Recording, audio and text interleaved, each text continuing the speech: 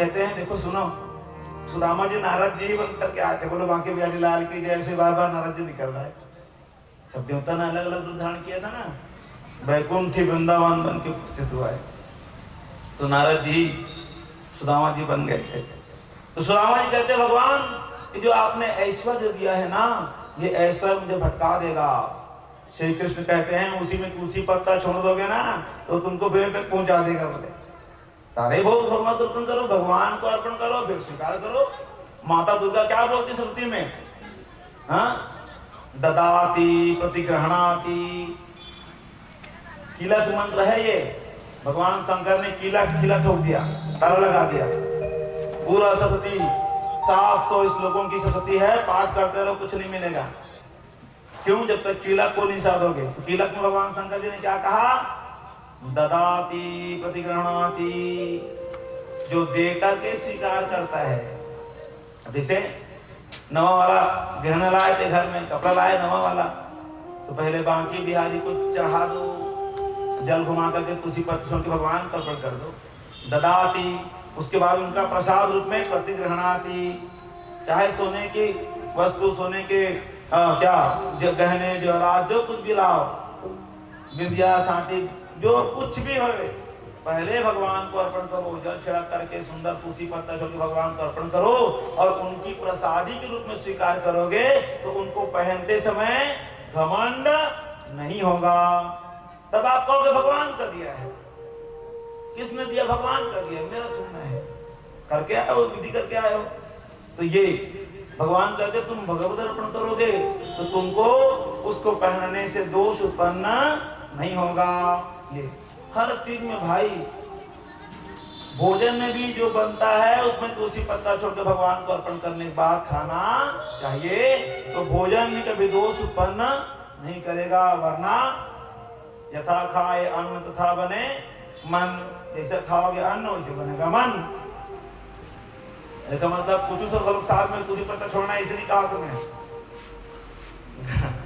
जो घर में बनता है उसको भगवान जी को भोग लगाओ, और घर में केवल वही चीज बनाओ जो भगवान में भोग लग सके। सीधी बात है ना, मैं इसे कहा था। फिर आए भाई मत समझ लेना, महाराज धोखा में बताई से यू साथ में तुलसी पत्ता छोड़ देता, इसे मत कह देना। बोलो आके बिहारी लाल की जय। ये सब नियम है भैया, भगवान ने नहीं दिया तो किसने दिया?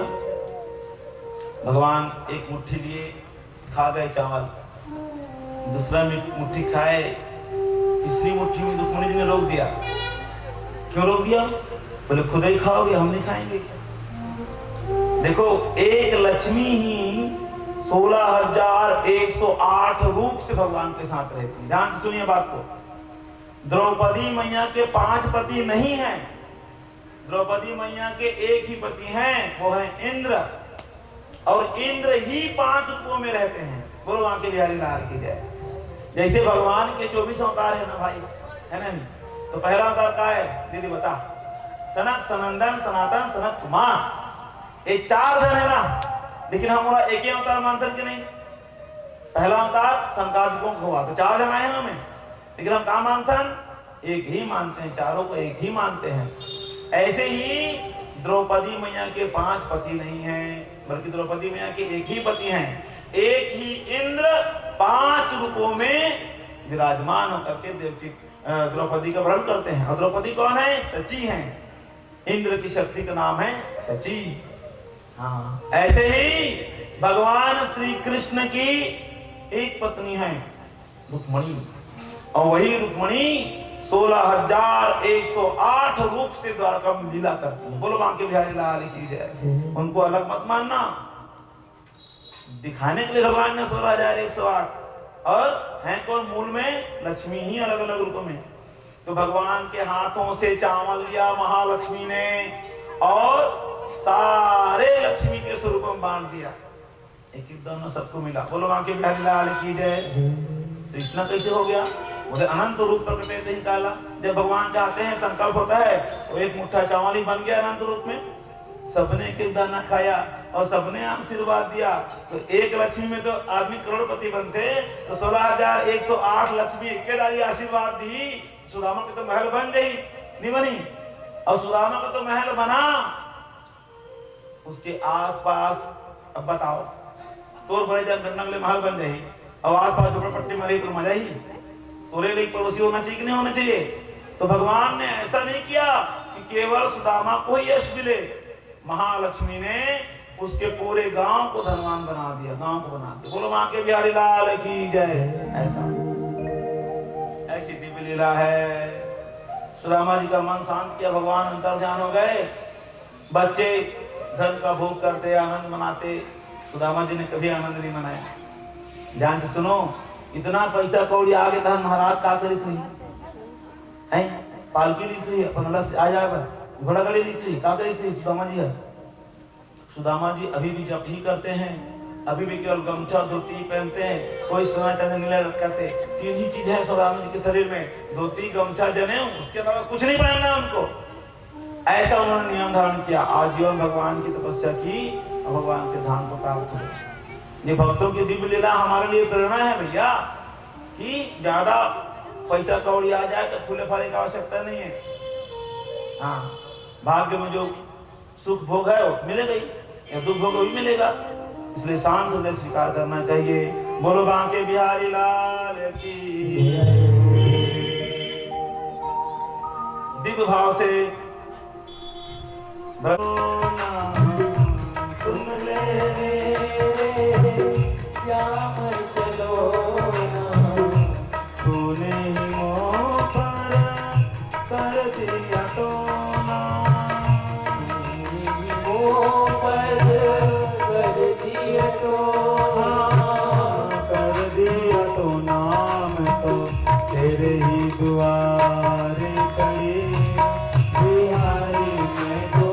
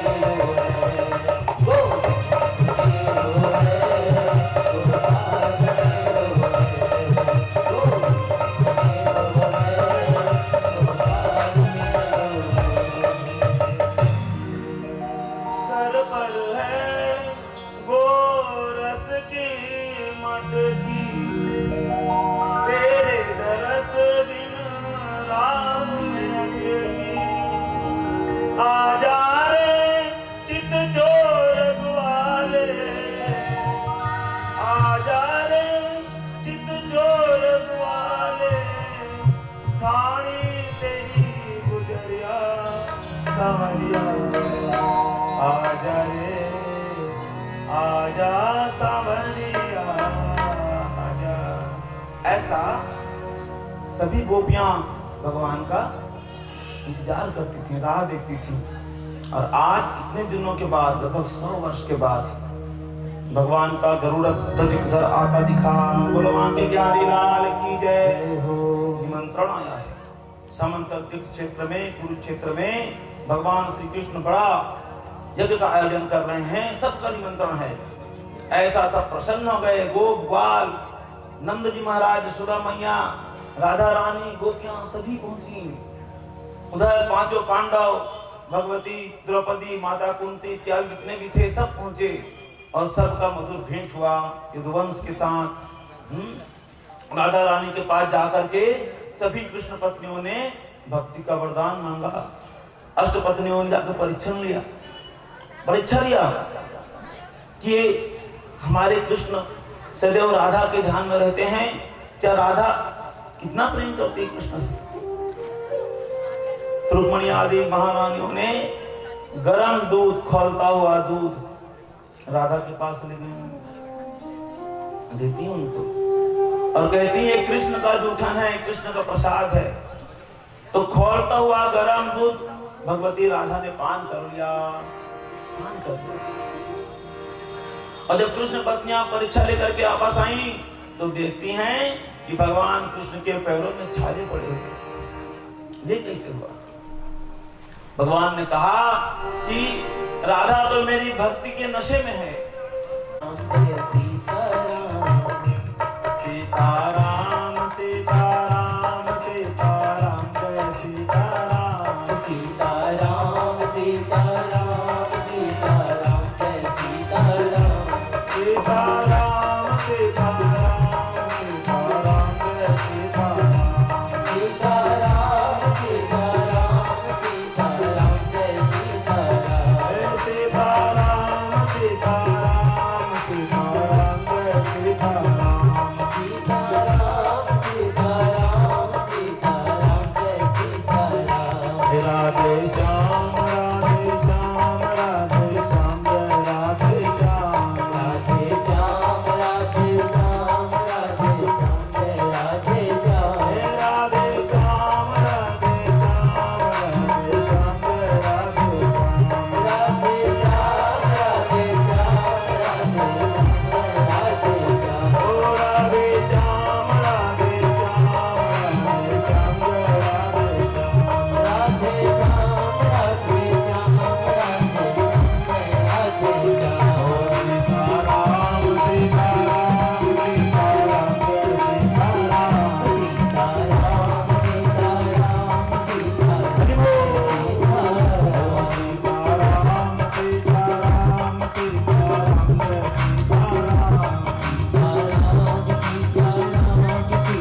सीताराम जय सीताराम जय सीताराम सीताराम जय सीताराम पूछा सुखदेव गोस्वामी से, देवासुर मनस्येषु ये भजन्त्य शिवं शिवम् प्रायस्ते धनिनो भोजाना तु लक्ष्मापतिम हरिम। अरे उचित तो बात हो गई, जब तो बात हो गई। हे गोस्वामी, हे सुखदेव गोस्वामी, एक शंका है। बोले क्या शंका है? भगवान शंकर का पूजन करने वाले बहुत धनवान होते हैं और भगवान विष्णु का पूजन करने वाले बड़े निर्धन होते हैं, ऐसा उल्टा पुल्टा क्यों हो रहा है? अरे भाई, शंकर जी का ना घर है न शरीर में कपड़े हैं, तो उनके भगत लोग निर्धन समझ में आते हैं। भाई बाबा कोई कुछ नहीं तो भक्त तो कहाँ से होगा, है ना भाई? लेकिन उल्टा होता है। भगवान शंकर जी के पास कुछ नहीं अपने लिए, 3 लोग की बस्ती बसाई, आप बसे वीराने में। धन धन बोला नाथ तुम्हारे, कौड़ी नहीं खजाने में। बाबा कोई कुछ नहीं तो भगत लोग से कहाँ मिलेगा हमको? तो ये समझ में आता है कि शंकर जी के भगत लोग कुछ ना रहे। और भगवान विष्णु के चरणों में साक्षात लक्ष्मी विराजमान है, वैकुंठनाथ है, सारी सिद्धियां भगवान के आगे पीछे डोलती रहती हैं। तो भगवान विष्णु के भक्त लोग धनवान हो तो आदमी समझ में आए, भगवान का ना पैसा है तो भगत का ना पैसा है। लेकिन ऐसा होता नहीं। भगवान शंकर के भगत मन तो बहुत पैसा वाला होते हैं, भगवान के विष्णु के जो भगत होते हैं मन बहुत गरीब होते हैं। ये उल्टा पुल्टा क्यों है महाराज? सुखदेव गोस्वामी हंसने लग गए। हे परीक्षित जी, क्या है ना, भगवान अहंकार पसंद नहीं करते और शंकर जी क्या है, अहंकार के देवता हैं। भगवान शंकर जी किसके अधिपति हैं? हम उनके अधिपति हैं। उनके जो भगत होते हैं ना, उनमें कामनाओं की विशेष प्रबलता होती है। भगवान शंकर जी दे देते हैं, ऐसे करो नाम करो जाओ, है? लेकिन भगवान विष्णु हैं सात्विक सत्व गुण के अधिपति। भगवान विष्णु ऐसे ही किसी को अपना भगत नहीं बना देते। भगवान विष्णु पहले भक्त के देखते हैं अच्छा से, हाँ बैठो बजा के मेरा भगत हो सकता है, तो धीरे धीरे उसके जीवन में अभाव ला देते हैं। देखो ध्यान से, अगर अब भक्ति करके पूजा पाठ करके भजन गा करके संसार के सुखों के प्रति तुम्हारा मोह खत्म हो जाए तो ठीक है, आपसे हो जाए, कोई समस्या नहीं है। लेकिन भगत का मोह खत्म ना हो रहा हो तो भगवान उस चीज को छीन लेते हैं ताकि वो संसार से फंसा ना रहे। बीड़ी पिए बिना नहीं रहे भाई, ऐसे कहते हैं लोग बात। तो एक तो ये साधन है कि कथा सुन के बीड़ी पिए छोड़ देते हैं, और दूसरा ये तरीका है कि बीड़ी लुका दो, फेंक दो कहीं। तो दोनों ही स्थिति में बीड़ी से बच जाएगी। एकदम हाथ का उदाहरण दे दो, सुनो। लेकिन ध्यान, ऐसे ही भगवान कहते हैं कामनाएं अगर शांत नहीं हो रही हैं मेरी कथाओं को सुन के, ध्यान से सुनो, अगर मेरी कथाओं को सुन के, मेरा पूजन करके, अगर तीर्थ यात्रा करके, यज्ञ हवन दान आदि करके भी मन के दोष नहीं मिट रहे हैं, तो मैं उन भोगों को छीन लेता हूं, कहते भगवान।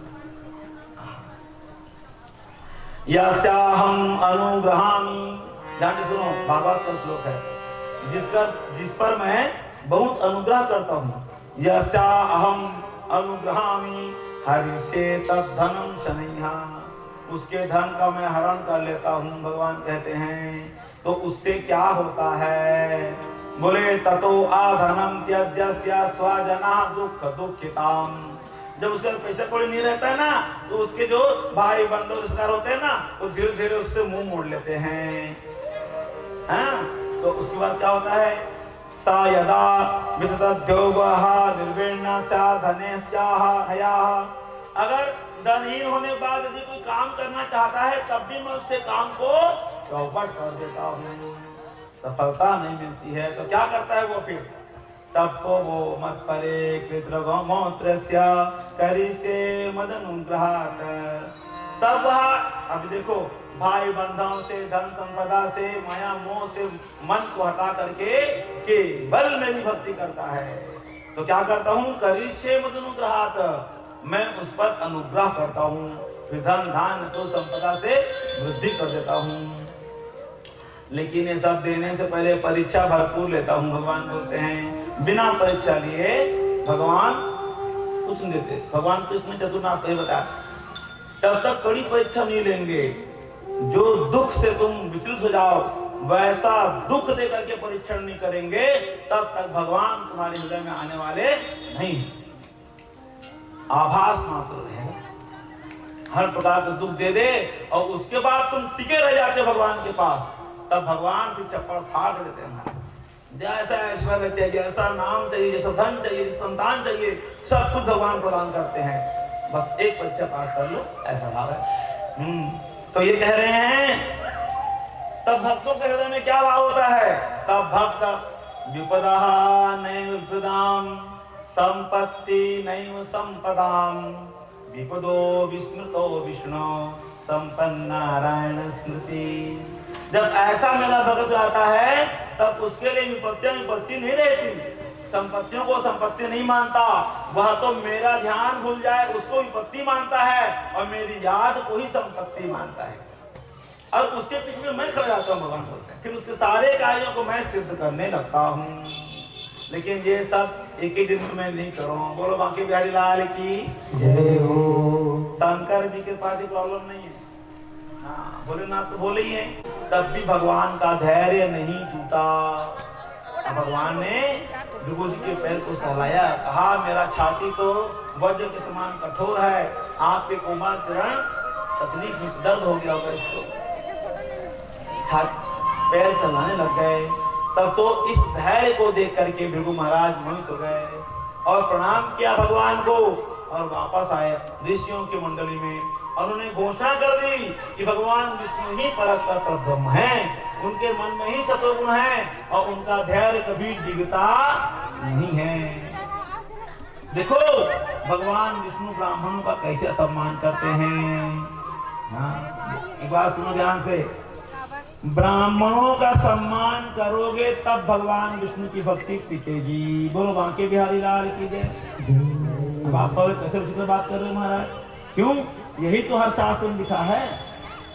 राम जी कह रहे हैं, देखो तीन तरह के दोष, तीन तरह के व्यवहार को भगवान सहन करते हैं, चाहे कोई श्रापक तारक अथवा परुष वचन कहकर, चाहे कोई श्राप दे उसको भगवान झेल लेते हैं, चाहे कोई तारक मारे उसको भगवान झेल लेते हैं, और चाहे कोई परुष वचन अपशब्द कहे उसको भगवान सहज स्वीकार कर लेते हैं।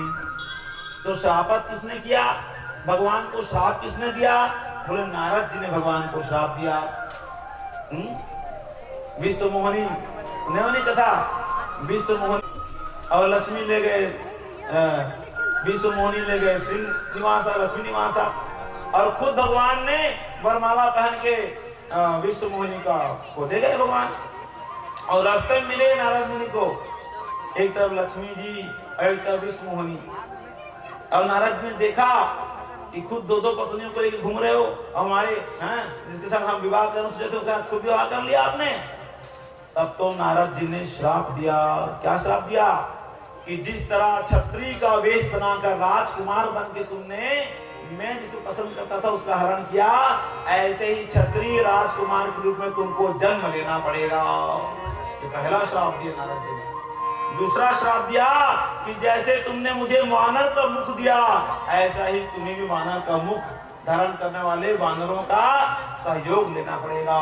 और तीसरा श्राप दिया कि जैसे मैंने अभी सहा स्त्री के विरह का दुख, तुम्हें भी स्त्री का विरह का दुख सहना पड़ेगा। भगवान ने क्या कहा? मना किया श्राप देने से। साहस अपने सिर पे धारण कर लिया श्राप को। और नारद जी को कहा कि आपने अभी कहा ना कि तुम्हारे सिर पर कोई नहीं है, बड़ा स्वतंत्र हो गए हो। मैं स्वतंत्र नहीं हूँ हे नारद जी, मैं आपके श्राप को स्वीकार करता हूँ, मेरे ऊपर ब्राह्मणों का प्रभुत्व रहेगा। भगवान कहते श्रापत और ताड़त किसने ताड़ना दी? भृगु महाराज ने भगवान की छाती पे लात मारी। भगवान उठ करके उनका प्रतिकार नहीं करते। भगवान उठ करके भृगु महाराज के चरण को सहलाने लग गए। और सहलाने लग गए ही नहीं, भगवान ने उनके चरण को अपने छाती में धारण कर रखा। आप अपने घर में जाकर लड्डू गोपाल को देखना, आज भी प्रतीक के रूप में भगवान के बाएं छाती में भृगु लत्तका का चिन्ह विराजमान है। ऐसे ब्राह्मण ने भगत है भगवान। और परुष वचन कहने वाले, भगवान को गाली देने वाले ब्राह्मण को भी भगवान ने अपमान नहीं किया, सहा उसको। कहां सहा? जब भगवान शंकर जी का धनुष तोड़ दिया राम जी ने, तब परशुराम आकर कह रहे हैं मैं लक्ष्मण को मार डालूंगा, तुम दुष्ट क्षत्रिय हो, ऐसा कह रहे हैं। राम जी ने अपनी छाती के सामने उत्तरी हटा के दिखा दिया, देखो महाराज आपके पूर्वज भृगु महाराज के चरण को लिए हम फिर रहे हैं। विप्र अंश वंश के अस प्रभुताई, अभय हो ही जो तुम ही डराई। हम तो ब्राह्मणों से डरते हैं, ऐसा भगवान कहते हैं। तो भगवान के भक्तों को भी ब्राह्मण भगत होना पड़ेगा, वरना भक्ति टिकेगी नहीं। बोलो बांके बिहारी लाल की जय। पानी पर हाथ को हाथ छुओ नहीं, नैनन के जल से पग धोए। समझ जाओ आप भगवान कैसे ब्राह्मण ने भक्त हैं। वो सुदामा जब पहुंचे तो मित्र है नहीं, ब्राह्मण है, इसलिए भगवान ने उनके चरणों को अपने आंसुओं से प्रक्षालन कर लिया। ऐसे भगवान ब्राह्मण भक्त हैं। और इस लीला को क्यों बताई भगवान ने? भृगु जी ने छाती में लात मारा, ये लीला क्यों बताया सुखदेव गोस्वामी ने? इसलिए बताया कि हे भगवान के भक्तों, भक्तजनों, आप सभी जब भगवान की भक्ति करते हो तो ब्राह्मण भक्त भी हो जाओ। बोलो बांके बिहारी लाल की जय। ये सार है इस कथा का। तो इस तरह से सबसे श्रेष्ठ भगवान विष्णु ही हुए। अभी बात और सुनो, भृगु महाराज ने कहा सबसे श्रेष्ठ विष्णु है, मतलब शंकर जी नहीं है क्या, या ब्रह्मा जी नहीं है क्या? नहीं, इस तत्व को समझना चाहिए। ब्रह्मा जी क्या है? रजोगुणी है, रजो प्रधान है। और भगवान शंकर जी ने क्या स्वीकार कर रखा है? तमोगुणी को। और भगवान विष्णु ने क्या स्वीकार कर रखा है? सतोगुणी को। तो भृगु जी ने कहा रजोगुणी, तमोगुणी, सतोगुणी में आपको केवल सतोगुण भक्ति को ही करना चाहिए, सात्विक भक्ति ही करनी चाहिए। राजसी भक्ति और तामसी भक्ति के चक्कर में मत पड़ो। बोलो बांके बिहारी लाल की जय।